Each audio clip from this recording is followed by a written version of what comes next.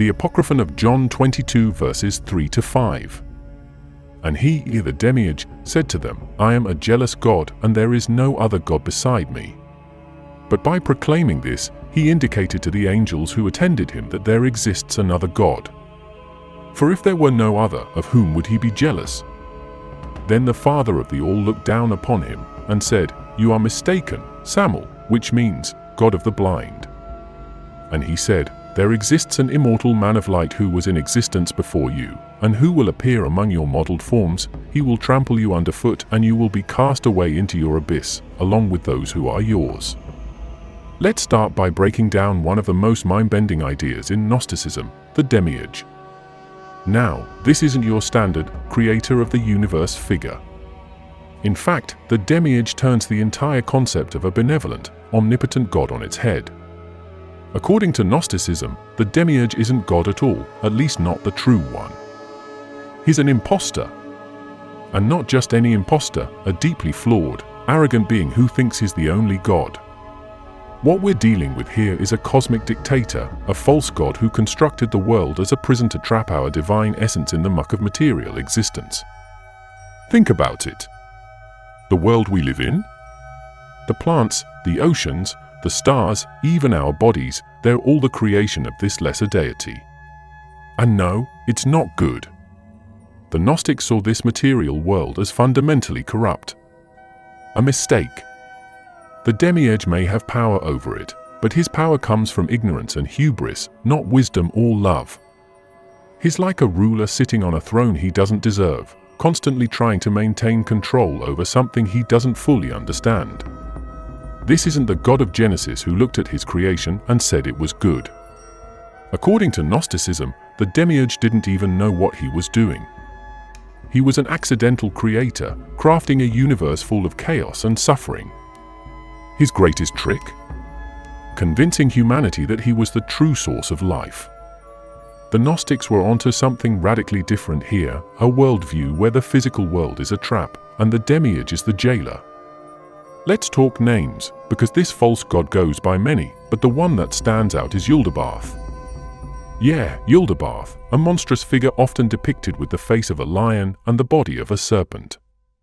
That's no coincidence. That imagery paints a picture of a being that's savage, primal, and deeply imperfect. Yet, he thinks he's supreme. This is key. His arrogance blinds him to the existence of the true God, the ultimate source of light and spirit. And that's where things get really wild. We are part of that light, fragments of the divine trapped in the Demiurge's flawed creation. Unlike traditional Christianity, where the world is seen as inherently good, created by a loving God, Gnosticism flips that on its head. The material world is a prison. Our bodies? Chains. Our souls? Sparks of the true divine reality that have been imprisoned here by Yaldabaoth. It's a radical reinterpretation of everything we think we know. Gnostics weren't satisfied with the idea that we should just accept this world for what it is. They saw through it. They believed that this world was a distraction, a cage, and that the real truth lies beyond it, waiting to be uncovered. Now, this might sound outrageous to some, blasphemous even, but that's exactly what makes Gnosticism so compelling.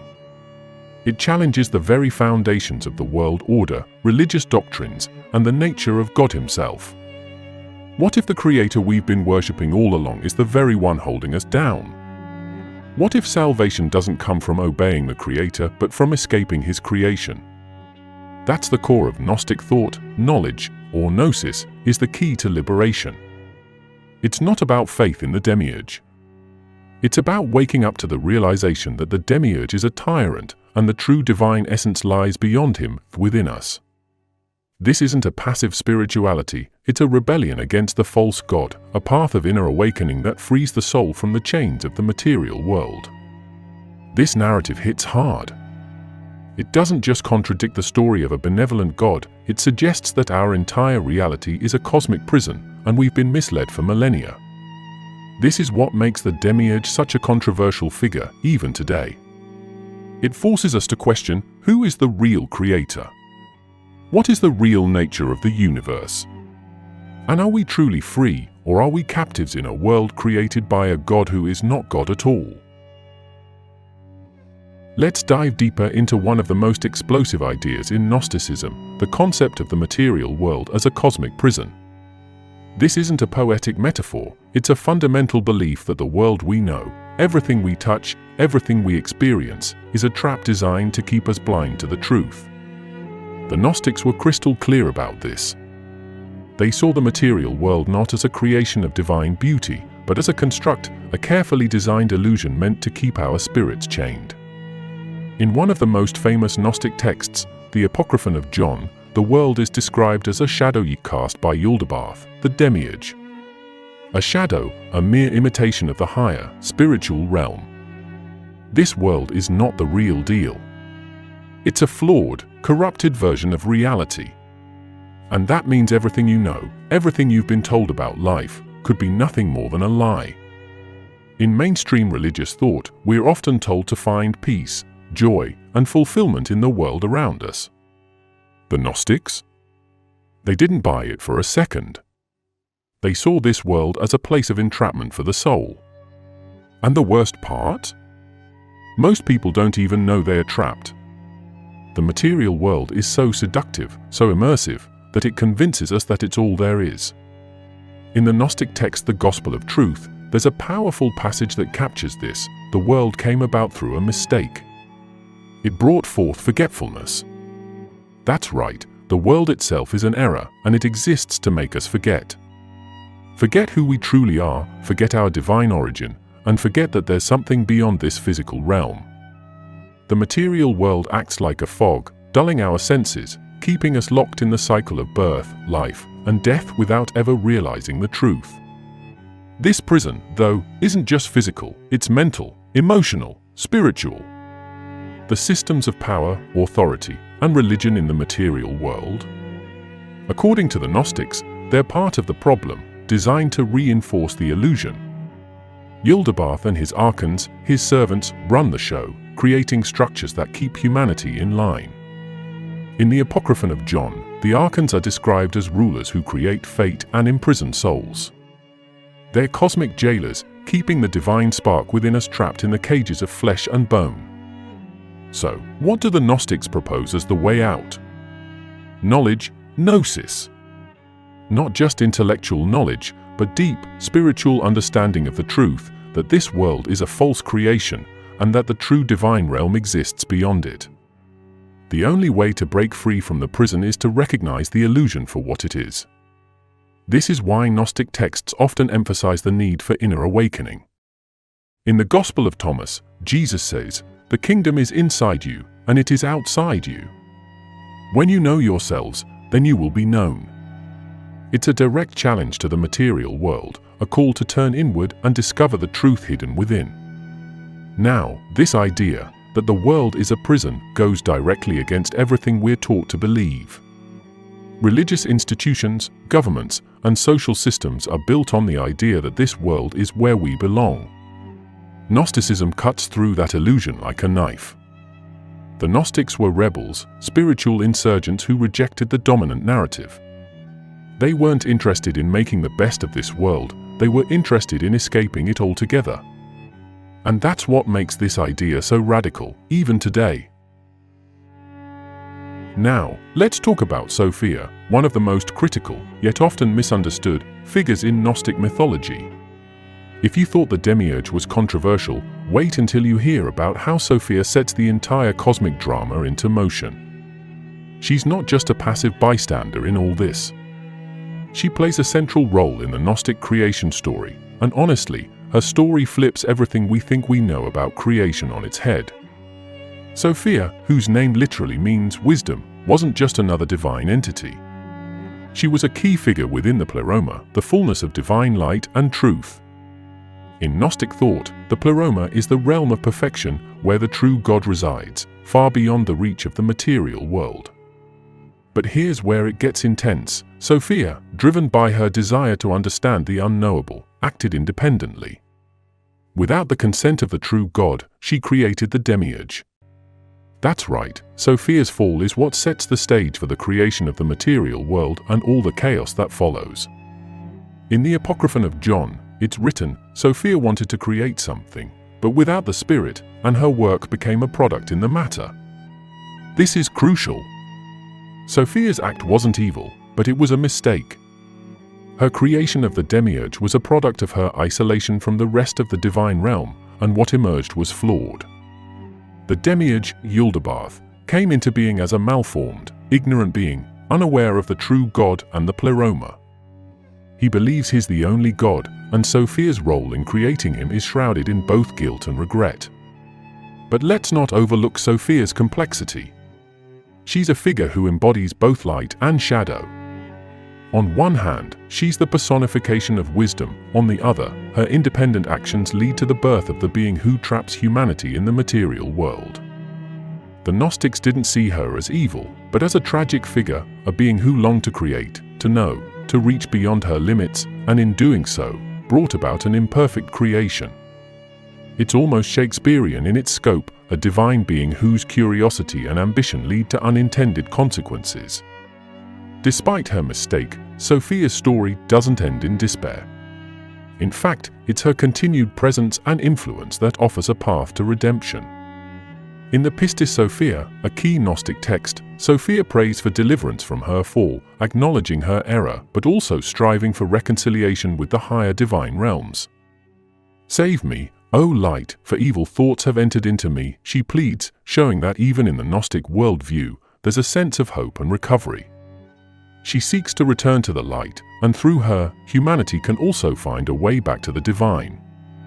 Sophia's journey is profound because it reflects a key Gnostic belief: even in the midst of a flawed creation, there's still a path to transcendence. Sophia's struggle isn't just cosmic, it's personal, a reflection of the human condition. We, too, are caught between the material and the spiritual, between ignorance and wisdom, between creation and destruction. Sophia's fall is a mirror to our own fall, but it's also a reminder that wisdom, true wisdom, comes from recognizing our mistakes, seeking knowledge, and striving for something greater. What's so revolutionary about this is the role that a feminine divine figure plays in the Gnostic story. In many traditional religious narratives, feminine figures are often secondary or passive. Not here. Sophia's actions, her independence, her wisdom and her error, all of these are central to the Gnostic understanding of the cosmos.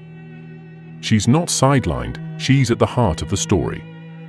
And that's a powerful shift in the way we think about divinity, creation, and the forces that shape the universe. Now, let's get into what the Gnostics had to say about us, humanity. The way they saw it, humans aren't just passive participants in the material world, we're trapped here. And our true essence?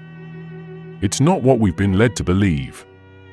Gnosticism teaches that within each of us is a spark of the divine, a fragment of the true God, but we're imprisoned by our physical bodies, stuck in this flawed material world created by the Demiurge.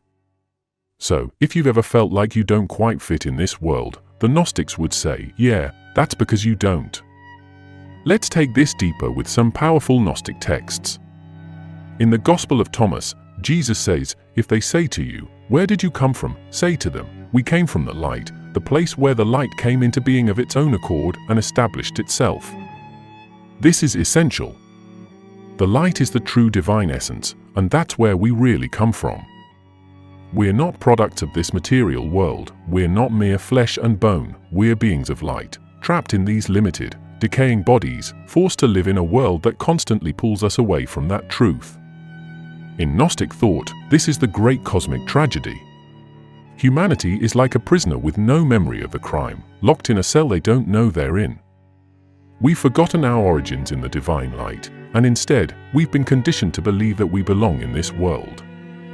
That we're meant to live out our lives following the rules of the Demiurge, bowing to a system that was never designed to elevate us spiritually. The Gnostics saw right through this illusion. The Apocryphon of John gives us another insight. He cast humanity into great distraction and into forgetfulness. He became strong and established his power through himself alone, and in his arrogance he dwelt in it. The Demiurge deliberately distracts us, keeping us busy, keeping us focused on material desires, keeping us ignorant of our true origin. It's a cosmic power play, the more we're wrapped up in the material world, the less likely we are to recognize the spark of divinity inside us. This might sound harsh, but think about how it plays out in everyday life. We're told that success is about accumulating wealth, gaining status, achieving physical comfort, but what if all of that is just a distraction? What if, instead of pursuing things in this world, our real mission is to wake up to the truth of our divine origin and break free from this material prison? The Gnostics weren't just talking about an abstract philosophical idea here, they were talking about a very real, urgent need for humanity to remember who we truly are. Here's the radical part: the Gnostics didn't believe that salvation came from outside, from some external deity who would swoop in and save us. No. They believed salvation came from within. It's about knowledge, gnosis, the recognition of the divine light within ourselves. It's not about faith in the Demiurge system, it's about realizing that we are not part of this world. In the Gospel of Philip, it's written, "You are the light of the world. You are the salt of the earth. Know yourselves and you shall be known." This isn't about conforming to the expectations of society or religion. It's about self-knowledge. Only by recognizing the divine spark within can we transcend the limitations of the material world. This is what makes Gnosticism so subversive. It doesn't say that we need to follow the rules, be good, and wait for divine judgment. It says that the system itself, this world, our physical existence, the very order of things, is a deception. And the only way to break free is through knowledge of the truth. Not faith in an external God, not obedience to a church or state, but an internal awakening that reveals the divine spark within each of us. Let's shift the focus to Yaldabaoth, also known as the Demiurge, and how Gnosticism redefines everything we think we know about God. We've already established that Yaldabaoth is not the true God, but now let's talk about the real consequences of this claim. The idea that the God responsible for creating the world is actually a lower, ignorant being, well, that's the kind of thing that rattles centuries of religious doctrine. Yaldabaoth isn't just a bad creator, he's a tyrant who actively seeks to keep humanity in the dark. In the Apocryphon of John, Yaldabaoth is described as a being who boasted greatly and said to his archons, "I am God and there is no other God beside me." Think about that arrogance for a second. This is the being who claims to be the one true God, but in reality, he's unaware of the higher, divine realm, the pleroma. He doesn't know about the real God, and yet he's so full of himself that he thinks he's the ultimate power. It's a cosmic level of hubris. Yaldabaoth doesn't just rule over the material world, he deceives it. And by extension, he deceives us, the very beings trapped in this flawed creation. The Gnostics didn't mince words when it came to Yaldabaoth. In the hypostasis of the archons, he's referred to as the blind God, and for good reason. His blindness is symbolic of his ignorance. He cannot see beyond his own creation, beyond the material world. And yet, he demands worship, obedience, and submission. It's an abuse of power on a divine scale. Yaldabaoth rules through deception, keeping humanity chained to this world, ensuring we never realize the truth about our divine origins. He's not guiding humanity toward enlightenment, he's keeping us in a state of spiritual amnesia. What makes this even more disturbing is that Yaldabaoth created archons, rulers, or entities that act as his enforcers. These archons serve to maintain the illusion, making sure the world remains under his control.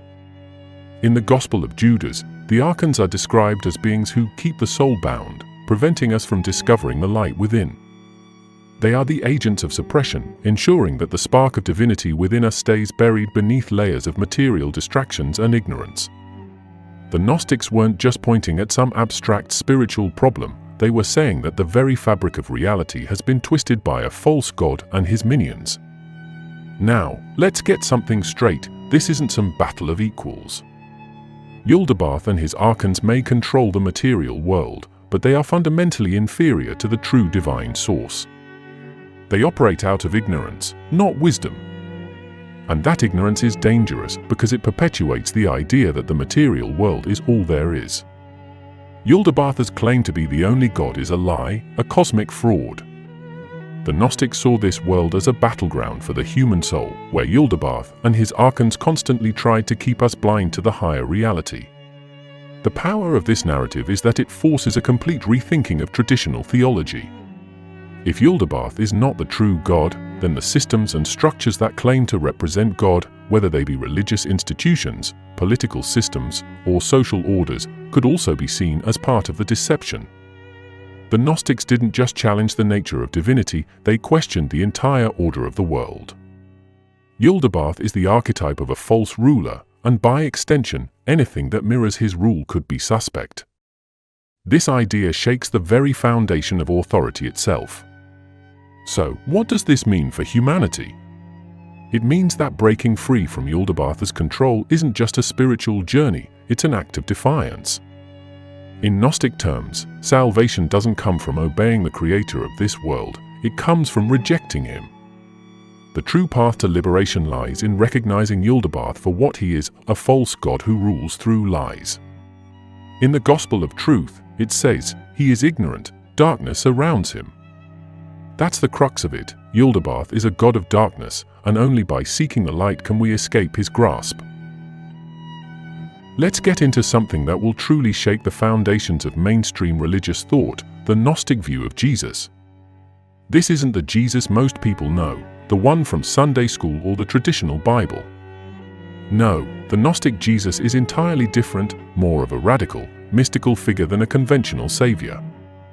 He didn't come to save humanity from their sins through his death and resurrection. In fact, in Gnostic texts, Jesus isn't here to be sacrificed on our behalf.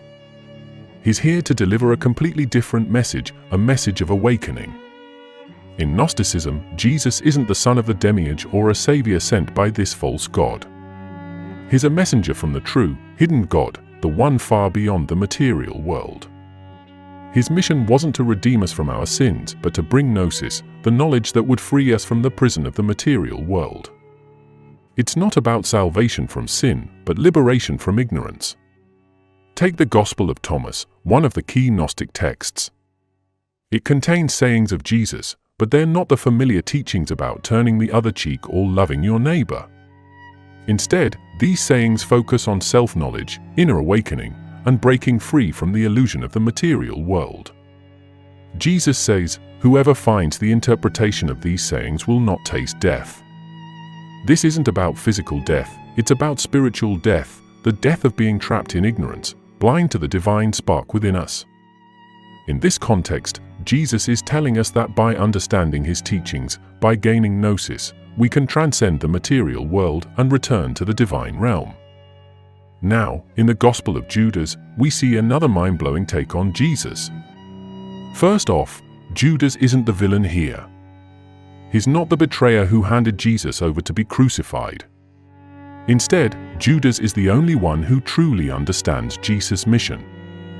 In this text, Jesus says to Judas, "You will exceed all of them. For you will sacrifice the man that clothes me." What does that mean? Well, Gnostics viewed the body, this physical form we live in, as a prison, a garment of flesh that hides our true, divine selves. So when Jesus says Judas will sacrifice the man that clothes me, he's saying that Judas will help free him from his material body, allowing his true, spiritual self to transcend the world of the Demiurge. In Gnostic belief, Jesus didn't come to establish a new religion or create a system of rules for people to follow. He came to help humanity remember who they truly are. In the Gospel of Truth, Jesus is described as the one who brought knowledge of the Father. That's key. Jesus wasn't about obedience to laws or blind faith in dogma, he was about revealing the hidden truth of our divine origins. He taught that this material world, the world of the Demiurge, is a deception, and only by understanding this can we free ourselves. What's even more striking is that in Gnosticism, the crucifixion of Jesus isn't the central event. In traditional Christianity, the crucifixion and resurrection are everything, the ultimate sacrifice for the sins of the world. But in Gnostic texts like the second treatise of the Great Seth, Jesus is portrayed as almost laughing at the idea of the crucifixion. It reads, "I did not die in reality, but in appearance." It was another, Simon, who bore the cross in his place. It was another upon whom they placed the crown of thorns. To the Gnostics, the crucifixion wasn't an act of salvation, it was part of the illusion of the material world. The true Jesus, the spiritual being, couldn't be touched by the physical suffering of the cross because he transcended it. What does this mean for how we understand Jesus today? In Gnosticism, Jesus isn't a sacrificial lamb, he's a guide, a revealer of hidden truths. He didn't come to pay for humanity's sins, but to teach us how to escape the trap of the material world. This view radically alters the entire framework of what salvation means. It's not about being forgiven or saved from damnation, it's about waking up to the truth of who we really are and reclaiming our divine nature. And that's the core of why the Gnostic Jesus is so controversial. He's not here to save you by dying on a cross. He's here to tell you that you don't need saving at all. You need awakening. In the Gospel of Philip, it says, "Ignorance is the mother of all evil, and knowledge is the path to life." This is the Gnostic message in a nutshell. Ignorance of our true nature is the real sin, and the knowledge, gnosis, that Jesus brings is the path to spiritual freedom. This idea that Jesus didn't come to establish a church, didn't die to pay for our sins, and didn't rise physically from the dead, it challenges everything mainstream Christianity teaches. It puts the power of salvation not in the hands of a church or a priesthood, but in the hands of each individual. It's up to you to find the truth, to seek the hidden knowledge that will set you free. And that's a far more personal, empowering, and, let's be honest, dangerous idea than the traditional narrative. It places the responsibility for salvation squarely on our own shoulders, not in the hands of some distant authority. Why so many creation stories? Why do we have these multiple, competing narratives about the beginning of everything, from Genesis, Psalms, Proverbs, and Isaiah to the radical Gnostic accounts? And what does this reveal about the nature of the divine, about creation itself, and about us as human beings trapped in this material world? First, let's look at one of the core ideas in Gnosticism, that there is not one single creation story that tells the whole truth. Instead, there are layers of creation myths, each revealing different facets of reality.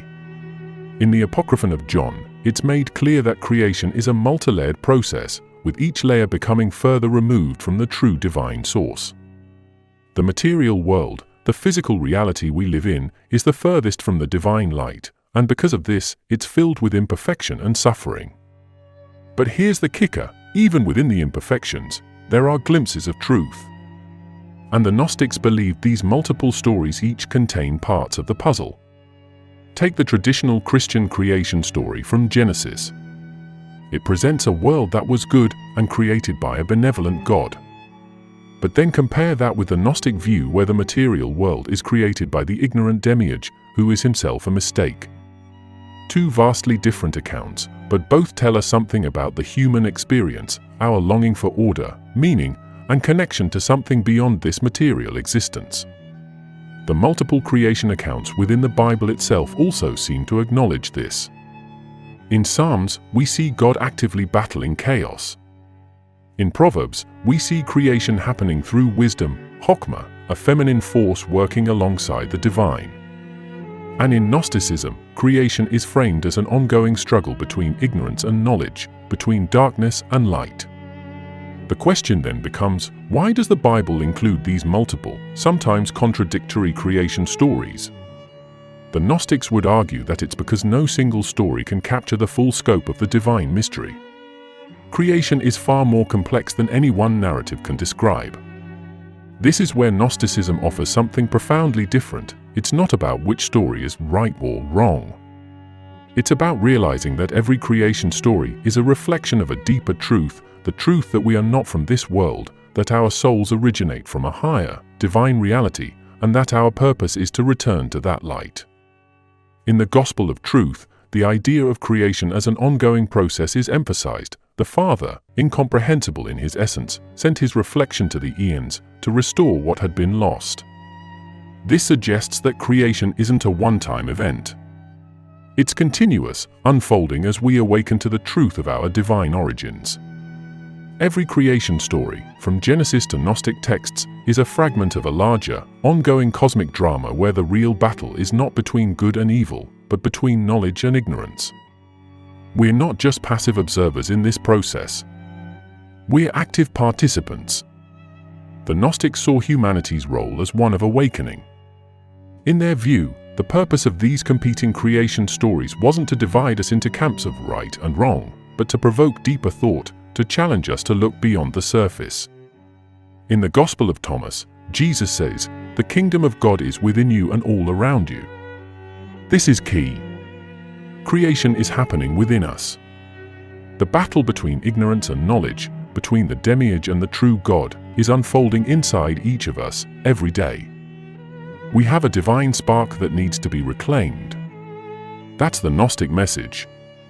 What does this mean for how we understand the Bible and the world today? It means that every creation story, whether from Genesis, Gnosticism, or other ancient texts, offers a piece of the truth. We live in a world of layers, and our job is to see through those layers, to question what we've been told, and to seek out the divine light that lies beyond the material world. This is a direct challenge to the traditional religious structures that tell us to obey, to conform, and to accept the world as it is. The Gnostics offer a radically different view, that the world is a shadow, a deception, and that our true purpose is to wake up to the higher reality. So, why so many creation stories? Because creation isn't simple. It's messy. It's layered. It's full of contradictions, just like our lives. The Gnostics knew this and they embraced it, offering a vision of the world where the ultimate truth isn't something handed down from above, but something discovered from within. In their view, salvation doesn't come from outside, it comes from gnosis, from self-knowledge, from realizing the divine light inside of us. In conclusion, these multiple creation accounts, whether biblical or Gnostic, invite us to dig deeper. They are not just stories, they are calls to action, challenges to awaken to the truth. The Gnostics dared to see beyond the physical, beyond the rules, and beyond the systems of power. They weren't satisfied with the simple answers, and neither should we be. The divine spark is within each of us, waiting to be ignited. Thank you so much for sticking with us through this deep dive into the Gnostic creation story. If this video sparked some new thoughts or even challenged your views, we'd love to hear about it in the comments. Don't forget to like, comment, and subscribe if you found this interesting. And, as always, God bless you all.